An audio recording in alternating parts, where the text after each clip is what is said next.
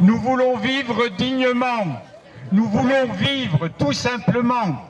Nous voulons avoir des écoles qui fonctionnent pour nos enfants. Nous voulons avoir des hôpitaux. Nous voulons avoir des maternités. Nous voulons avoir le bureau de poste. Nous voulons avoir des services publics qui fonctionnent parce que nous avons besoin d'avoir des services publics. Et quand on est dans la galère, on ne peut pas payer pour avoir les services publics. Or, qu'est-ce qu'on va nous sortir après ce grand débat complètement pipeau? On va nous sortir, ben oui, il faut assainir les dépenses publiques. Il faut gérer en bon père de famille la dépense publique. La France ne maîtrise plus la hausse des dépenses publiques. Et il y a les lois de l'économie qui sont là derrière. Eh ben oui, les lois de l'économie, on va vous les rappeler. Imaginons ce qu'il y avait il y a 30 ans, sous Chirac, Premier ministre. On n'était pas en Corée du Nord, c'était il y a 30 ans. Eh bien, les cadeaux fiscaux qui ont été faits aux plus riches, pour nous, en bas, le peuple dans la galère, on paye plus d'impôts qu'il y a 30 ans. Par contre, pour les plus riches, tous les ans, le manque à gagner pour l'État, 15 milliards. Simplement avec les exonérations d'impôts. Les niches fiscales, 75 milliards. En tout, ça fait 90 milliards pour les richissimes, uniquement pour les plus riches. Et nous, on paye pour ces cons.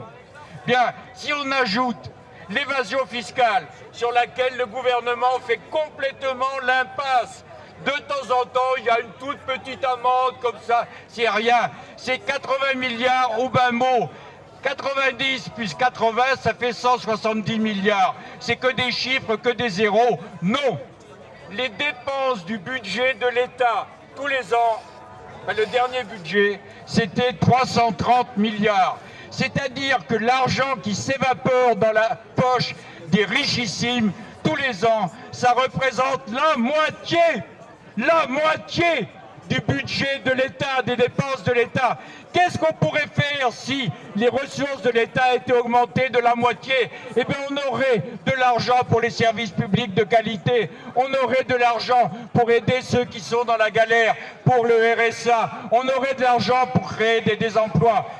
Eh bien non, et ça c'est les lois de l'économie. Les lois de l'économie, c'est pipeau, c'est la loi de l'enrichissement des plus riches au détriment de ceux comme nous qui sont dans la galère et qui ont du mal à finir la fin de mois. Le problème, il est là. Et on est au printemps 1789.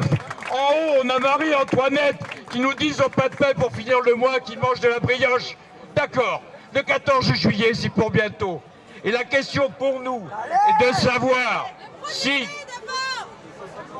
quelle doit être la priorité de la société. Est-ce que c'est de satisfaire les besoins fondamentaux de toute la population ou est-ce que c'est satisfaire l'enrichissement de l'infime minorité? Sachant que cette problématique, l'enrichissement de l'infime minorité, ça conduit non seulement au massacre de nos vies ici en France, mais au massacre des vies pour l'ensemble des habitants de cette planète et au massacre écologique, au pillage des ressources de la planète et au massacre du climat. Donc, tous unis en France et en Algérie et avec tous les peuples du monde, nous vaincrons contre la finance. Merci.